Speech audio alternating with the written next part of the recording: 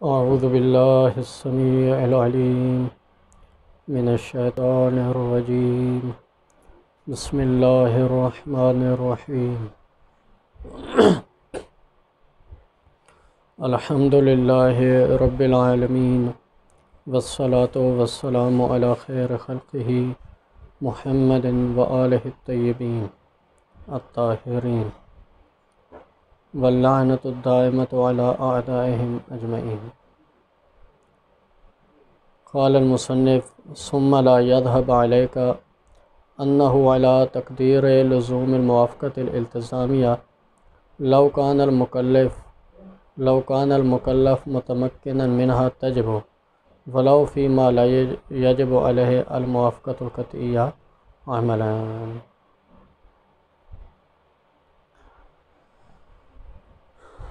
ان عبارات میں ثمرہ بحث کی طرف اشارہ ہے۔ بعض لوگوں نے، بعض فقہا نے، بعض حضرات نے یہ ثمرہ بیان کیا ہے کہ جب محظورین میں معاملہ دائر ہو، جیسے نماز جمعہ واجب ہے یا حرام ہے، یا علم اجمالی کا مورد ہو، جیسے جمعہ واجب ہے یا ظہر واجب ہے، تو ان دو مورد میں ثمرہ ظاہر ہوگا اس بحث کا۔ اگر موافقت التزامیہ کے وجوب کے قائل ہو جائیں تو اصل جاری نہیں کر سکتے، اور اگر موافقت التزامیہ کے وجوب کے قائل نہ ہوں تب ان دو مورد میں اصل جاری کر سکتے ہیں۔ مصنف فرماتے ہیں کہ کوئی ثمرہ ظاہر نہیں ہے ان دو مورد میں بھی۔ کیوں؟ اس لیے کہ موافقت التزامیہ اور موافقت عملیہ کے درمیان کوئی ملازمہ نہیں ہے۔ یعنی ایسا ہو سکتا ہے کہ موافقت التزامیہ واجب ہو جائے مکلف پر، لیکن مع ذالک موافقت عملیہ واجب نہ ہو۔ اس کی مثال یہی معذورین والا مسئلہ ہے کہ موافقت التزامیہ پر اگر مکلف قادر ہے تو موافقت التزامیہ واجب ہوگی، لیکن معذورین کے مسئلے میں کہ نماز جمعہ واجب ہے یا حرام ہے، اب وہ پڑھے بھی صحیح نہ بھی پڑھے، ایسا تو نہیں ہو سکتا۔ اسی طرح ظہر واجب ہے یا جمعہ واجب ہے، تو یہاں پر یہ ہے کہ مخالفت عملیہ مثلا دونوں کو نہ پڑھے، تو لہٰذا ان دونوں چیزوں پر وہ قادر نہیں ہے۔ تو اس وجہ سے عملاً موافقت عملیہ قطعیہ، اسی طرح مخالفت قطعیہ یہاں پر چونکہ ممکن نہیں ہے، جب ممکن نہیں ہے تو واجب بھی نہیں ہے، اور مخالفت قطعیہ حرام بھی نہیں ہے، موافقت عملیہ جو ہے وہ واجب نہیں ہے، مع ذالک موافقت التزامیہ واجب ہے۔ اب موافقت التزامیہ کیسے واجب ہے؟ مصنف فرماتے ہیں کہ جب معذورین کا مسئلہ ہو، جمعہ واجب ہے یا حرام ہے، یا علم اجمالی کی اطراف میں کہ ظہر واجب ہے یا جمعہ واجب ہے، تو ایسی دو صورتوں میں موافقت التزامیہ واجب ہے مکلف پر، اس لیے کہ مکلف موافقت التزامیہ پر قادر ہے، یعنی وہ یہ اعتقاد رکھنے پر قادر ہے، یہ ملتزم ہونے پر قادر ہے کہ نماز جمعہ کے وجوب اور حرمت میں سے واقع میں جو بھی ثابت ہے میں اس کو ملتزم ہوں۔ اسی طرح ظہر اور جمعہ میں سے جو بھی واقع میں واجب ہے اس کے وجوب کو میں ملتزم ہوں اور میں اس کے وجوب کا معتقد ہوں، لہذا وہ اس طرح ایک اعتقاد رکھ سکتا ہے۔ تو موافقت التزامیہ پر جب وہ قادر ہے اور کوئی ایسا اشکال لازم نہیں آتا تو لہذا موافقت التزامیہ واجب ہے، لیکن موافقت عملیہ اس کے لیے ممکن نہیں ہے، ممتنع ہے۔ یعنی مثلا نماز جمعہ کے وجوب یا حرمت کا اس کو علم ہے کہ یا واجب ہے یا حرام ہے، اب موافقت عملیہ وہ کیسے کر سکتا ہے؟ یعنی ایسا نہیں ہو سکتا ہے کہ وہ جمعہ پڑھے بھی صحیح وجوب پر عمل کرتے ہوئے اور نہ پڑھے حرمت پر عمل کرتے ہوئے، لہذا وہ ایسا نہیں ہو سکتا۔ اسی طرح علم اجمالی کے اطراف میں جیسے دو گلاس ہوں اور ان میں سے ایک میں خمر ہو، تو اب مخالفت عملیہ جو ہے، تو مخالفت عملیہ بھی یہاں پر حرام نہیں ہے، کیونکہ یہاں پر وہ قادر نہیں ہے دونوں چیزوں کو ترک کرنے پر، مثلا دونوں چیزوں کو انجام دینے پر، وہ دونوں یعنی کہ ان دونوں میں سے ایک کو مثلا ایک کو بھی یعنی وہ مجبور ہے ان دونوں میں سے ایک کا ارتکاب کرنے پر، لیکن یہ ہے کہ ایک کا بھی ارتکاب نہ کر وہ اس پر قادر نہیں ہے۔ تو لہذا مخالفت عملیہ بھی یہاں پر یہ شرعی مثال ظہر اور جمعہ والی مثلا ہو جائے گی کہ جہاں پر اس کا فریضہ ہے کہ ان میں سے ایک کو اس نے لازمی انجام دینا ہے، اب یہاں پر دونوں کو ترک کر دے، لہذا وہ جب اس پر قادر نہیں ہے، یہ ممتنع ہے اس کے لیے، تو لہذا مخالفت عملیہ بھی جو ہے نا وہ حرام نہیں ہے، لیکن موافقت التزامیہ واجب ہے۔ آگے یہاں پر 3 معنی کو مصنف بیان کرتے ہیں کہ آپ جب کہتے ہیں ثمرہ میں کہ یہاں پر موافقت التزامیہ واجب ہو تو تب اصل جاری کر سکتے ہیں۔ اگر آپ مصر ہیں اور آپ کی مراد یہ ہے کہ موافقت التزامیہ سے آپ مراد خصوص عنوان لیتے ہیں، تب آپ کہتے ہیں کہ گویا کہ اصل جاری نہیں کر سکتے موافقت التزامیہ کی صورت میں۔ مثلا خصوصی عنوان ہو تو پھر یہ ہوگا کہ نماز جمعہ واجب ہے یا حرام ہے، یعنی خصوصی عنوان کے اعتقاد کو آپ موافقت التزامیہ یہاں پر سمجھتے ہیں۔ مثلا وجوب کا اعتقاد رکھنا، اب اعتقاد وجوب کا ہو اور انسان مقام عمل میں حرمت پر عمل کر رہا ہو، یعنی نماز جمعہ کو ترک کر رہا ہو، تو یہ جو ہے نا ایسی کیسے یہ ہو سکتا ہے؟ تو اگر مصنف فرماتے ہیں کہ آپ کی موافقت التزامیہ سے مراد یہ ہے کہ خصوص عنوان کو ملتزم ہونا، خصوص عنوان کا اعتقاد رکھنا، تو کہتے ہیں کہ مکلف اس پر قادر نہیں ہے، کیونکہ مکلف کو جب اس کا علم ہی نہیں ہے کہ نماز جمعہ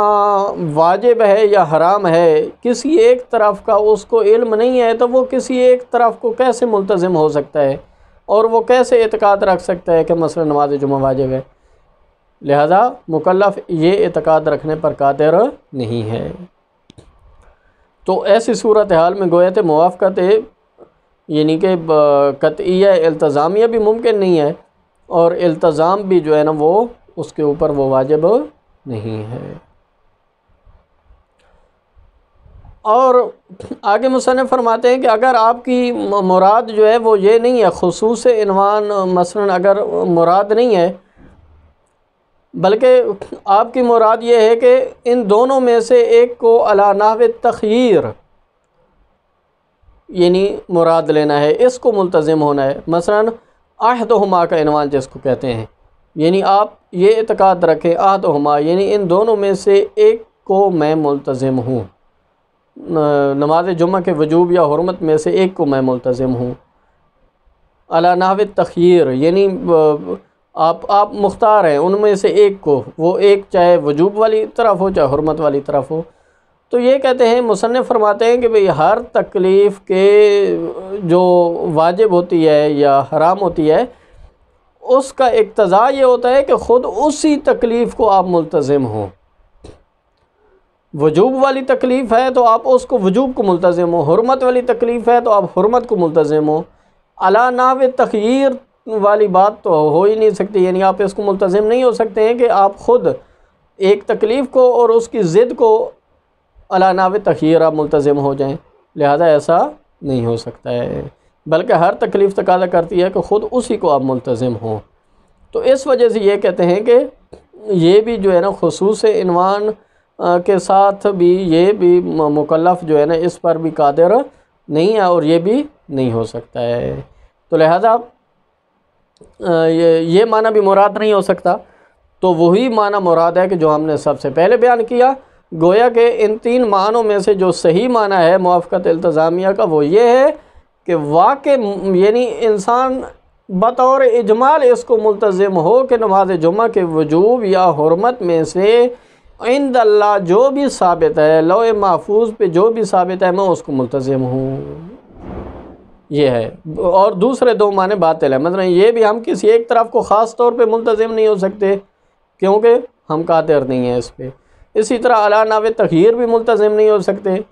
کہ اس سے ضد تکلیف کے ملتزم ہونا لازم آتا ہے، کہ خود ایک چیز کو اور اس کی ضد ان میں سے کسی ایک کو ملتزم ہونا. تو کوئی شخص مثلا زید اگر جو ہے نا وہ ایک کو ملتزم ہو وجوب کو، اور عامر جو ہے وہ حرمت کو ملتزم ہو جائے، تو اس کا مطلب یہ ہے کہ وہ ضد تکلیف کو ملتزم ہونا لازم آ جائے گا. تو یہ بھی صحیح نہیں ہے. تو یہاں پر تک یہ بات واضح ہو گئی کہ اصل جاری کر سکتے ہیں، اور موافقت التزامیہ کوئی بھی معنی نہیں ہے اصل کو جاری کرنے سے. مثلا ہم موافقت التزامیہ پر قادر ہیں تو موافقت التزامیہ واجب ہے، نماز جمعہ واجب ہے یا حرام ہے، ان میں سے جو بھی واقع میں ہم اس کو ملتزم ہو جائیں، جو بھی عند اللہ ثابت ہے اس کو ہم ملتزم ہو جائیں. یہ موافقت التزامیہ ہو گئی. اور مقام عمل میں ہم اصل جاری کریں گے ہر دو طرف میں. نماز جمعہ واجب ہے یا واجب نہیں ہے، چونکہ اس کام میں خصوصی علم نہیں ہے، اس وجہ سے ہم اصل اباحت جاری کریں گے کہ اصالت البراۃ، یعنی واجب نہیں ہے تو یعنی کہ اصالت الباۃ ہو جائے گی. اسی طرح یہ ہے کہ حرام ہے یا حرام نہیں ہے، اس پر بھی ہمارے پاس کوئی دلیل نہیں ہے، تو اصالت البراۃ جاری کر کے تو نتیجہ اباحت کی صورت میں نکلے گا. یعنی نماز جمعہ کو آپ رجاء کی نیت سے یا اباحت کی نیت سے آپ پڑھیں گے. تو لہذا مقام عمل میں یعنی موافقت عملی، یعنی موافقت عملیہ کی صورت میں ہم اباحت کے قائل ہوں گے،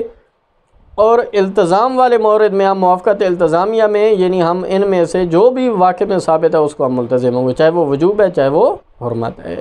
تو لہذا اصل کو جاری کرنے سے موافقت التزامیہ اگر واجب بھی ہو جائے تو کوئی معنی نہیں ہے. جب کوئی معنی نہیں ہے تو لہذا کوئی یہ ثمرہ نہیں ہے کہ اگر موافقت التزامیہ کے وجوب کے قائل ہو جائیں تو اصل جاری نہیں کر سکتے، اور اگر موافقت التزامیہ کے وجوب کے قائل نہ ہوں تو اب اصل جاری کر سکتے ہیں.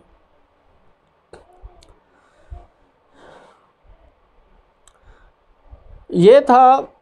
کہ موافقت التزامیہ اصل کو جاری کرنے سے معنی ہے یا معنی نہیں ہے. اب یہاں پر ایک اور جہت سے بحث ہے، مقتضی کی جہت سے.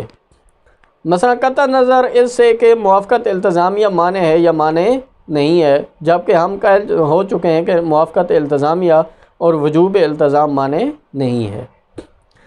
آیا ادلہ اصول یہاں پر جب ہم وجوب والی طرف میں یا حرمت والی طرف میں اصل جاری کریں گے،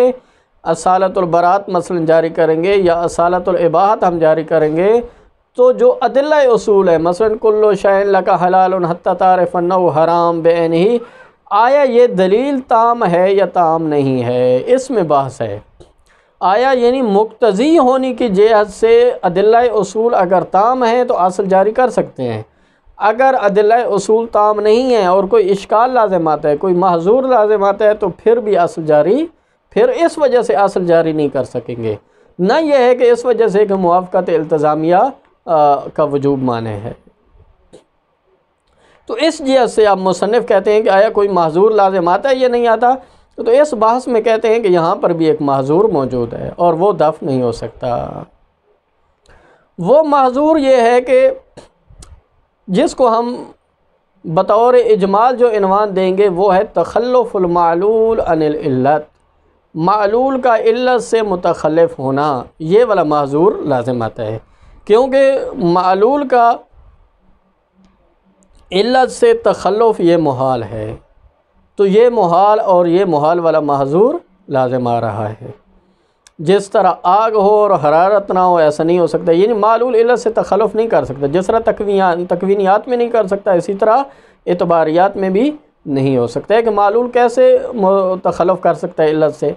تو جب تخلف نہیں کر سکتا ہے تو یہ معذور لازم آ رہا ہے کہ یہاں پر تو تخلف ہو رہا ہے. اس کی وضاحت اس طرح ہے کہ مثلا ہمیں علم اجمالی ہے کہ نماز جمعہ یا واجب ہے یا حرام ہے، یا یہ ہے کہ نماز جمعہ یا واجب ہے یا ظہر واجب ہے، یعنی کہ ان دونوں میں سے ایک واجب ہے. اب علم اجمالی علت تامہ بن رہا ہے ان میں سے کسی ایک تکلیف کو منجز ہونے کے لیے، کسی ایک تکلیف کے منجز ہونے کے لیے، کیونکہ علم اجمالی ہے کہ یا جمعہ واجب ہے یا حرام ہے، اس سے ہٹ کر کوئی تیسری صورت نہیں ہے. اس کا مطلب یہ ہے کہ یہ علت تامہ ہے، علت تامہ بن رہا ہے کہ ان دونوں میں سے کوئی ایک تکلیف منجز ہے مکلف پر. اسی طرح ظہر اور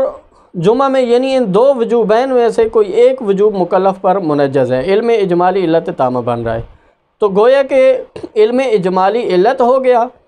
اور ان دو وجوبوں میں سے ایک کا وجوب یا وجوب اور حرمت میں سے کوئی ایک اس کو ملتزم ہونا یہ معلول ہو گیا۔ یہ بات واضح ہو گئی۔ اب جب یہ معلول ہے، یہ علت ہے، تو یہاں پر علت اور معلول ہونے چاہیے، یعنی کہ معلول کو علت سے متخلف نہیں ہونا چاہیے۔ لیکن جب آپ اصل جاری کرتے ہیں کہ آیا نماز جمعہ واجب ہے کہ واجب نہیں ہے، آپ نے اصالۃ العباد جاری کر دی، اصالۃ البراءۃ جاری کر دی۔ آیا نماز جمعہ حرام ہے کہ حرام نہیں ہے، کوئی دلیل موجود نہیں ہے، لہٰذا یہاں پر بھی آپ نے اصالۃ البراءۃ جاری کر دی۔ اسی طرح آیا جمعہ واجب ہے کہ واجب نہیں ہے، یہاں پر آپ نے اصالۃ العباد جاری کر دی۔ ظہر واجب ہے کہ نہیں ہے، یہاں پر آپ نے ظہر تو واجب ہے ہی صحیح، لیکن ہم فرض کرتے ہیں کہ مثلا جہاں پر بھی علم اجمالی کو کوئی اور مورد لے لیں کہ جہاں پر دونوں طرف میں آپ اصل جاری کر کے اور دونوں کو آپ جو ہے نا وہ اصالۃ العباد آپ جاری کر دیتے، نتیجہ یعنی ایک اباحت اور برات کی صورت میں نکلتا ہے۔ تو یہاں پر اصل کا تقاضا گویا کہ اباحت ہے، جبکہ یہ اباحت حکم واقعی نہیں ہے، کیونکہ جو حکم واقعی مکلف پر منجز ہے وہ نماز جمعہ کے وجوب اور حرمت میں سے کوئی ایک ہے۔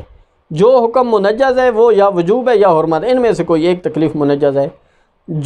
جس پہ آپ عمل کر رہے ہیں وہ یعنی اصل جس حکم کو بیان کر رہی ہے وہ اباحت ہے، اباحت حرمت نہیں ہے، اباحت وجوب نہیں ہے، لہٰذا اباحت اب جیسے ہی آپ اصل جاری کریں گے تو یہ مقتضی بنے گی کہ پھر آپ وجوب اور حرمت میں سے کسی ایک کو ملتزم نہ ہوں، تو یہ اس بات کا تقاضا کرے گی، یعنی وجوب التزام نہیں ہونا چاہیے، پھر وجوب اور حرمت میں سے کسی ایک کا التزام واجب نہیں ہونا چاہیے، یعنی یہ وجوب التزام نہیں ہونا چاہیے۔ اگر یہ نہ ہو التزام، یعنی تنجز تکلیف بأحد الحکمین کا التزام نہ ہو، تو یہ تخلف المعلول عن العلت ہو جائے گا، کیونکہ پہلے ہم کہہ چکے ہیں کہ علم اجمالی اس تکلف یعنی تنجز تکلیف بأحد الحکمین کا جو ہے نا وہ اس کے لیے علت تامہ بن رہا ہے، جبکہ اصل تقاضا کر رہی ہے کہ یہ وجوب التزام نہیں ہونا چاہیے، تو یہ تخلف المعلول عن العلت کا معذور لازم آتا ہے، جبکہ یہ معذور دفع نہیں ہو سکتا مگر یہ کہ علی وجہ دورین، یعنی کہ یہ دفع اگر کریں گے تو دور لازم آتا ہے۔ وہ اس طرح دور لازم آتا ہے کہ اصول کا جاری کرنا، مثلا جب آپ نماز جمعہ واجب ہے یا حرام ہے، ان میں سے کسی ایک میں یا دونوں طرف میں آپ اصل جاری کریں گے تو اصل کا جاری کرنا موقوف ہے کہ یہ معذور نہیں ہونا چاہیے۔ کون سا معذور؟ عدم التزام والا، یعنی آپ جو ملتزم ہو چکے ہیں وجوب اور حرمت میں سے کسی ایک کو یہ التزام نہیں ہونا چاہیے، تو اصل موقوف ہے کہ یہ معذور نہیں ہونا چاہیے، یعنی وجوب التزام والا معذور نہیں ہونا چاہیے، جبکہ یہی عدم التزام یہ لازم آ رہا ہے اصل کو جاری کرنے سے، جو لازم آ رہا ہے، اور یہ موقوف ہے جریان اصل پر، یعنی چونکہ یہ اصل کے جاری کرنے پر موقوف ہے، وگرنہ اگر آپ اصل جاری نہ کریں، فقط علم اجمالی ہو اور آپ وجوب اور حرمت میں سے کسی ایک کو ملتزم ہو تو پھر کوئی معذور نہیں ہے۔ ہاں اصل جاری کریں گے تو اصل کا تقاضا چونکہ اباحت ہے، اور جس کو آپ ملتزم ہو چکے ہیں وہ وجوب اور حرمت میں سے کوئی ایک ہے، تو اصل مقتضی بن رہی ہے کہ آپ اس التزام کو ختم کریں، یعنی وجوب یا حرمت میں سے کسی ایک کو آپ ملتزم نہ ہوں، تو یہ اس عدم التزام کو اصل جو ہے نا یہ مقتضی بن رہی ہے، اصل اس عدم التزام کا، جبکہ یہ عدم التزام کا رفع کرنا، عدم التزام کا یعنی اس معذور کو رفع کرنا یہ موقوف ہے اصل کے جاری کرنے پر، کیونکہ اصل کو جاری جب تک نہیں کریں گے کوئی معذور نہیں ہے، تو لہذا یہ دور لازم آ رہا ہے۔ اب اس دور کی وجہ سے وہ عدلۃ الاصول گویا کہ تام نہ ہوئی، جس کی وجہ سے آپ من حیث المقتضی جب اصل جاری نہیں ہو سکتی تو مصنف فرماتے ہیں کہ اس اشکال دور کی وجہ سے آپ اصل جاری نہیں کر سکتے۔ اللہم الا یقال میں یہ کہتے ہیں کہ ممکن ہے ہم ایک توجیہ کر سکتے ہیں، اس کی وجہ یہ ہے کہ یہ اشکال دور اس وقت لازم آ رہا تھا کہ اگر ہم علم اجمالی کو وجوب یعنی تنجز تکلیف کے لیے ہم علت تامہ مانیں، تب یہ ہے کہ یہ وجوب التزام کا نہ ہونا یہ موقوف ہے اصل پر، اور اصل کا جریان موقوف ہے اس معذور کے نہ ہونے پر۔ لیکن اگر ہم علم اجمالی کو علت تامہ نہ مانیں بلکہ مقتضی مانیں، اور مقتضی ہونے کا مطلب یہ ہے کہ معنی آ سکتا ہے، اور معنی یعنی کہ علم اجمالی جب مقتضی ہے تنجز تکلیف کے لیے، تو اگر معنی آ سکتا ہے، یعنی معنی کا مطلب یہی ہے یعنی کہ شارع کی طرف سے ترخیص، جب شارع کی طرف سے ترخیص آ جائے تو وہاں پر کوئی بھی محظور لازم نہیں آتا پھر، کیونکہ ہم نے علم جمالی کو علت تامہ مانی نہیں آتا کہ تخلف المعلول عن العلت والا معذور لازم ہے، اور پھر یہ اشکال دور لازم ہے، پھر اس وقت کوئی دور لازم نہیں آتا، بلکہ علم اجمالی یعنی اس وقت تک گوئے کہ مقتضی ہے تنجز کے لیے، یعنی اس وقت تک تنجز تکلیف موجود ہے اگر کوئی معنی موجود نہ ہو، لیکن جیسے ہی ادلہ اصول آئیں اور آپ نے اصل جاری کی تو اب تنجز تکلیف جو ہے نا وہ نہ ہوا بلکہ اصالت العباد والی تکلیف آ جائے گی، تو اس وقت گویا کہ آپ بغیر کسی معذور کے اصل جاری کر سکتے ہیں، یعنی ادلہ اصول تام ہے اس وقت۔ لیکن مصنف الا ان شان میں یہ کہتے ہیں کہ اس سے ہٹ کر بھی کہ ہم نے دور کو ایک اور طریقے سے دفع کر دیا، لیکن پھر بھی یہ کہتے ہیں کہ خود یعنی ادلہ اصول پر اشکال وارد ہوتا ہے، یعنی کہ خود دلیل کے اندر ایسی جو ہے نا وہ مثلا کلو شین لکا حلال حتی تعرف انہ حرام، اس حدیث اور اس روایت کے ذریعے کہ جو اصل کو ثابت کر رہی ہے علم اجمالی کے مورد میں یا محظورین کے مورد میں، اس کے ذریعے ان دو مورد میں آپ اصل کو اس وقت جاری کر سکتے ہیں کہ اگر یا یہ ہے کہ کوئی عملی ثمرہ اس کے اوپر مترتب ہو، جب تک کوئی عملی ثمرہ مترتب نہیں ہوگا تو لہذا کوئی بھی اصل کے جاری کرنے کا کوئی فائدہ نہیں ہے، اور عملی ثمرہ یہاں پر مرتب نہیں ہو رہا۔ مثلا آپ نے اصل جاری کر دی اس دلیل کے ذریعے اور نماز جمعہ کو آپ نے اباحت کر دیا، تو پھر بھی نماز جمعہ واقع میں یا واجب ہے یا حرام ہے، اب آپ نے اصالت العباد جاری کر دی تو آپ نے یا نماز جمعہ پڑھنا ہے یا نہیں پڑھنا، اگر آپ پڑھیں گے تو گوئے کہ وجوب والی طرف کے موافقت آپ کر رہے ہیں، اور نہیں پڑھیں گے تو حرمت والی طرف کی آپ موافقت کر رہے ہیں، تو لہذا کوئی عملی ثمرہ نہیں ہے۔ اسی طرح علم اجمالی والی اطراف میں وہاں پر بھی آپ اصل جاری کر بھی دیں تو کسی ایک سے تو آپ نے جو ہے نا وہ اجتناب، مثلا 2 گلاسوں میں سے ایک میں خمر ہو اور آپ اصالت العباد جاری کر دیں کہ اس میں بھی مثلا وہ خمر نہیں ہے اس میں بھی خمر نہیں ہے، لیکن یہ ہے کہ آپ نے ایک اور پھر دلیل کے ذریعے یہاں پر یہ ہوگا کہ آپ نے دونوں سے اجتناب کرنا ہے، تو لہذا اس دلیل عقلی کے ذریعے یعنی وہاں پر آپ اجتناب کرنے پر مجبور ہیں، تو لہذا کوئی بھی جو ہے نا عملی ثمرہ اس کا نہ ہوگا۔ اور ساتھ ساتھ یہ بھی کہتے ہیں کہ جیسا کہ علامہ شیخ انصاری کی طرف منسوب ہے کہ انہوں نے اس روایت پر یہ بھی اشکال کیا ہے کہ اس سے علم اجمالی کے مورد میں اور محظورین کے مورد میں اصل کے جریان جو ہے وہ ثابت نہیں ہوتا ہے۔ اس کی وجہ یہ ہے کہ حدیث میں صدر اور ذیل میں تناقض موجود ہے۔ کلو شین لکا حلال یعنی کہ کلو شین لکا حلال من الحلال والحرام، یعنی حلال اور حرام میں سے ہر چیز آپ کے لیے حلال ہے، جہاں پر بھی آپ کو علم ہو کہ یہ حلال ہے یا حرام ہے تو آپ اس کو حلال سمجھیں، حتی تعلم انہ حرام بعینہ۔ تو یہ کہتے ہیں کہ یہاں پر صدر میں یہ ہے کہ اصالت العباد اس سے ثابت ہوتی ہے کہ جب آپ کو کہیں پر شک ہو رہا ہو کہ یہ چیز حلال ہے یا حرام ہے تو آپ اس کو حلال سمجھیں گے، جبکہ ذیل میں کہا جا رہا ہے کہ حتی تعلم انہ حرام بعینہ، جب تک آپ یہ نہ جان لیں کہ بعینہ یہ حرام ہے، تو یہ بعینہ یہ جو حرام ہے یہ علم اجمالی کو بھی شامل ہے، کیونکہ علم اجمالی میں بھی گویا کہ بعینہ ہم جانتے ہیں کہ ان میں سے ایک ضرور مثلا حرمت موجود ہے، مثلا یا اس گلاس میں خمر موجود ہے یا اس گلاس میں، تو لہذا علم اجمالی کو بھی یہ شامل ہے۔ جب علم اجمالی کو بھی شامل ہے تو صدر اور ذیل میں تناقض ہو گیا ہے، گویا کہ صدر کے تحت آپ اصالت العباد جاری کریں گے اور ذیل کے تحت آپ جو ہے نا اجتناب واجب ہے آپ کے لیے، تو لہذا جب ادلہ اصول تام نہ ہوئی تو اس جیسے یہاں پر اصل جاری نہیں کر سکتے۔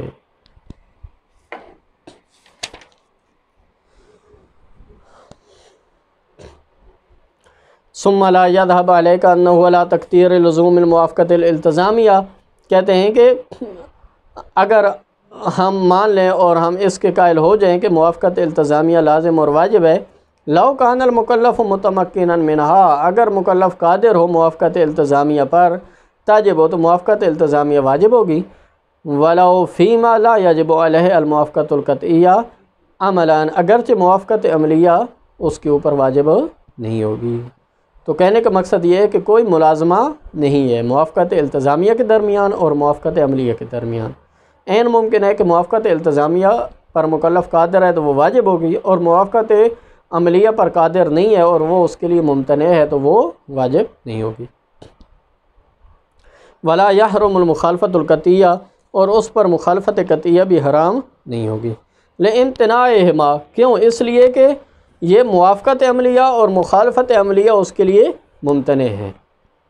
کما اذا علم اجمالا بوجوب شیء و حرمتہ،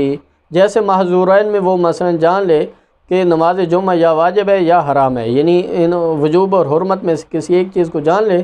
تو اب مقام عمل میں وہ نہ ہی دونوں کو ترک کر سکتا ہے نہ ہی دونوں کو انجام دے سکتا ہے۔ لہذا موافقت التزامیہ نہ ہی موافقت عملیہ نہ ہی واجب ہے نہ ہی مخالفت عملیہ حرام ہے، لیکن موافقت التزامیہ اس پر واجب ہے،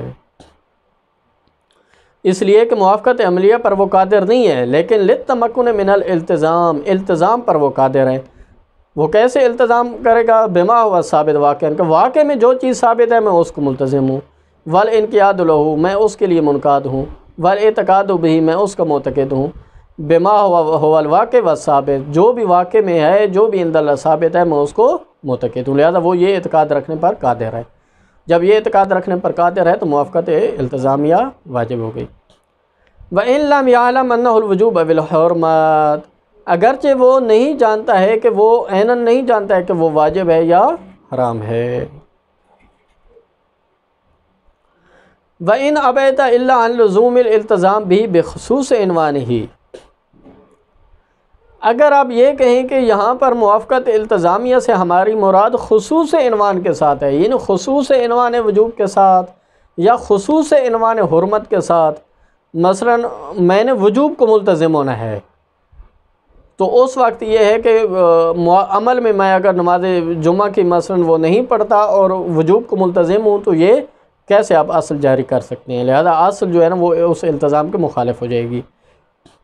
تو اس وقت یہ بات اصل سے مانے ہوگی۔ تو مصنف فرماتے ہیں اگر التزام سے آپ کی مراد یہ ہے خصوص عنوان والا، تو کہتے ہیں لما کانت موافقت القطعیہ التزامیہ حینئذ ممکنہ، تو اس وقت پھر یہ موافقت قطعیہ التزامیہ مکلف کے لیے ممکن نہیں ہے اور مکلف اس پر قادر نہیں ہے، اس لیے کہ مکلف نہیں جانتا ہے کہ آیا وہ واجب ہے یا حرام ہے۔ جب وہ جانتا ہی نہیں ہے کہ یہ چیز واجب ہے، اس کو علم ہی نہیں ہے، تو وہ کیسے ملتزم ہو سکتا ہے؟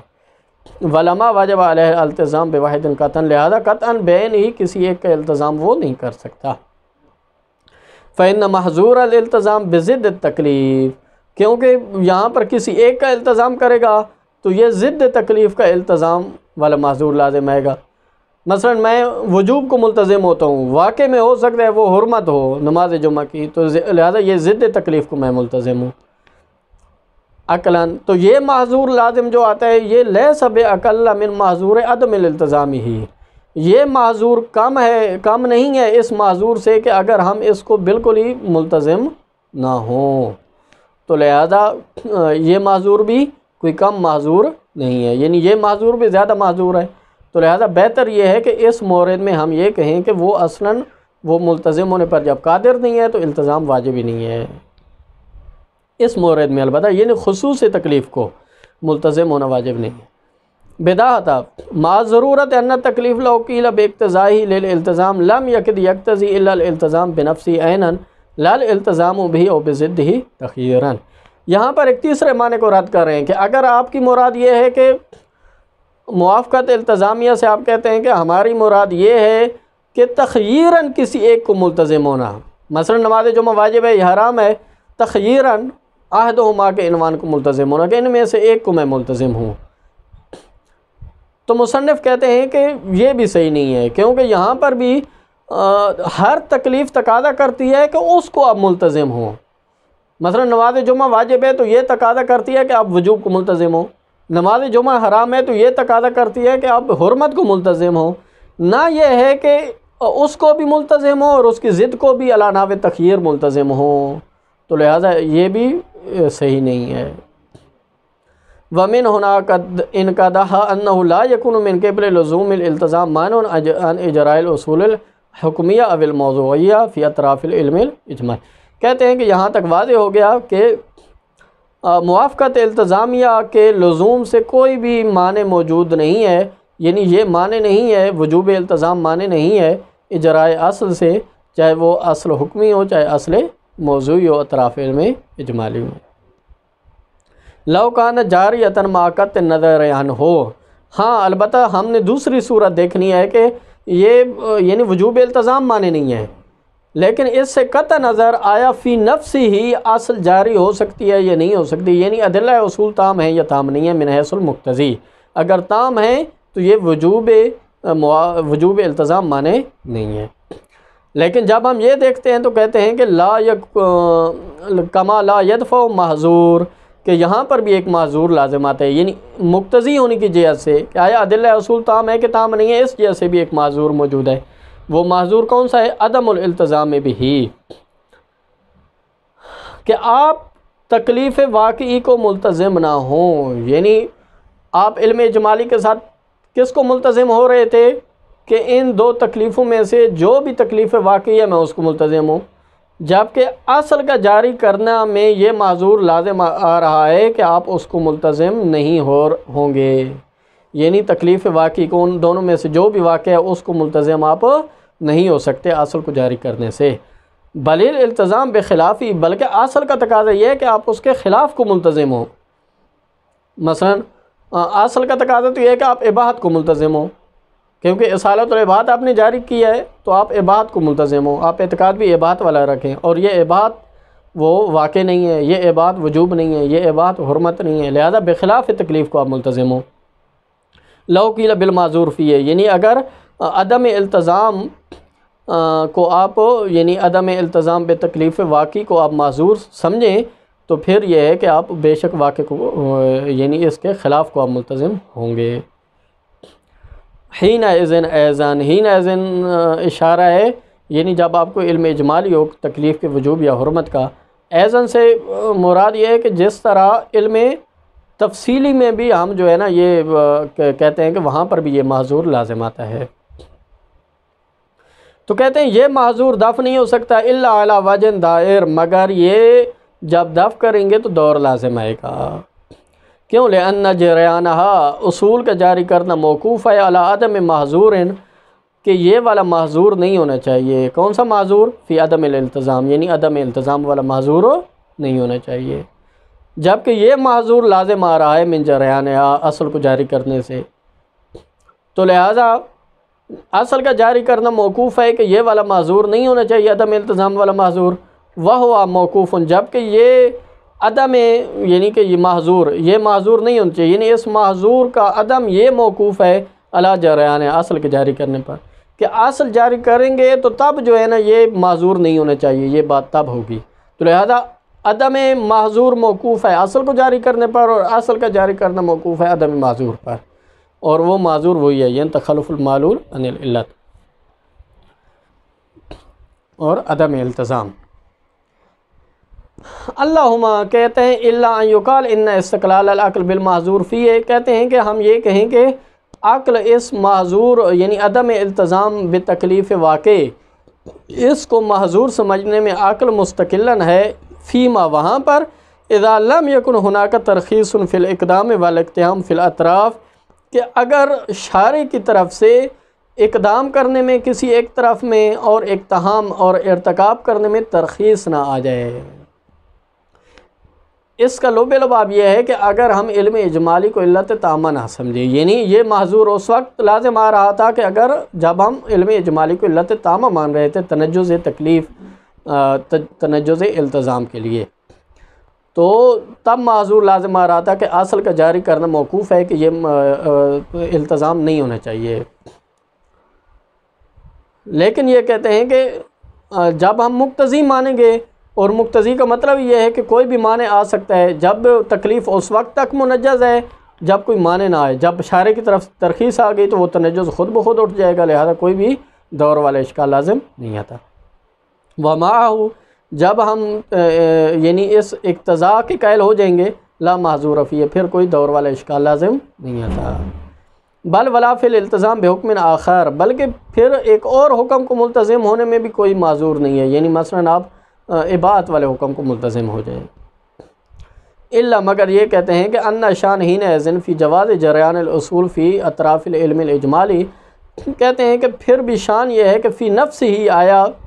قطع نظر اس محظور سے، قطع نظر اشکال دور سے، دور لازم آ رہا ہے یا نہیں آ رہا، قطع نظر وجوب التزام ہونا چاہیے یا نہیں ہونا چاہیے، آیا فی نفس ہی ادلہ اصول تام ہے کہ تام نہیں ہے، کہتے ہیں کہ اصول کو جاری کرنے اطراف علم اجمالی میں ما عدم ترتب اثر عملی علیہ جبکہ کوئی عملی اثر بھی اس پر مترتب نہیں ہونا، ما ان احکام عملیہ جبکہ یہ ہیں بھی احکام عملیہ جیسے باقی احکام فرعیہ کی طرح ہیں، تو شان یہ ہے کہ اصل کو آپ جاری نہیں کر سکتے۔